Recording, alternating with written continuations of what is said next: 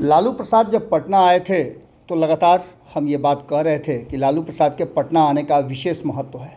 आज जब लालू प्रसाद ने बिहार और बिहार की जनता के साथ साथ देश भर की विपक्षी दलों को संबोधित किया और कुछ बातें कही, उसके बाद से लगातार अब चर्चाएं शुरू हो गई हैं कि लालू प्रसाद पूरी तरह से एक्शन में आ गए हैं। आपको बता दें कि लालू प्रसाद भारतीय जनता पार्टी के लिए सबसे ज़्यादा अगर देखा जाए तो टेंशन का कारण रहे हैं। लालू प्रसाद ने अपनी पूरी राजनीतिक यात्रा में शुरुआती अगर 1990 की बात छोड़ दें तो भारतीय जनता पार्टी का जमकर विरोध किया है और ऐसा काम किया है जिससे भारतीय जनता पार्टी हमेशा परेशान रही है। आपको याद होगा कि जब सोमनाथ से अयोध्या तक की यात्रा कर रहे थे आडवाणी, तो उस समय भी लालू प्रसाद ने ही हिम्मत दिखाई थी और उनके रथ को रोका था। एक बड़ा पोलराइजेशन हुआ था, लेकिन इन सब के बावजूद लालू प्रसाद ने अपना काम कर लिया था। अब एक बार फिर से आपको याद होगा कि जब 2014 में पूरी तरह से भारतीय जनता पार्टी को लेकर के चर्चाएं चल रही थी, तब भी उन्होंने भारतीय जनता पार्टी का विरोध किया था। और इतना ही नहीं, जब भारतीय जनता पार्टी ने सोनिया गांधी को कुछ कहने की कोशिश की तो सामने खड़ा होकर के ढाल की तरह उन्होंने सोनिया गांधी को देश की बहू बताया।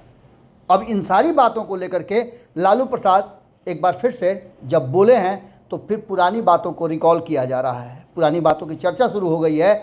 लालू प्रसाद ने खुद इस बात को कहा और ये बताने की कोशिश की कि 2014 में उन्होंने जो बातें कही थी आज वो पूरी तरह से सामने नज़र आ रही है। उन्होंने कहा था कि 2014 में विपक्ष एकजुट हो जाए, लेकिन तब विपक्ष को ये बात समझ में नहीं आई थी।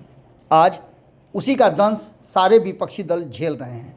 लालू प्रसाद ने इस अवस्था और बीमारी के बावजूद जब सामने आए और सोशल मीडिया के माध्यम से उन्होंने अपनी बातें रखी तो निश्चित रूप से उसके असर अब देखने को मिल सकते हैं। लालू प्रसाद ने स्पष्ट कर दिया कि यदि विपक्ष साथ नहीं आएगा तो इस देश को टुकड़े होने से, संविधान को समाप्त होने से नहीं रोका जा सकता है।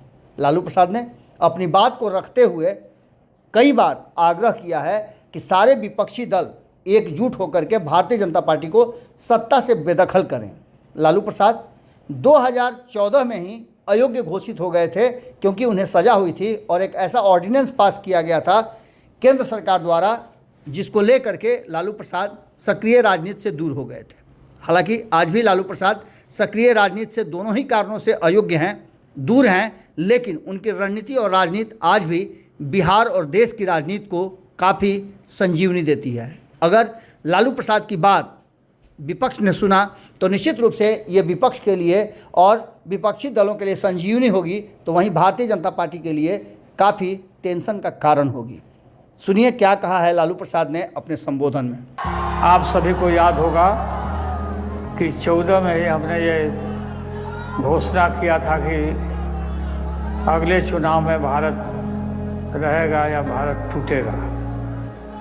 और 8 वर्ष के बाद आप देख ही रहे होंगे कि क्या स्थिति हुई है।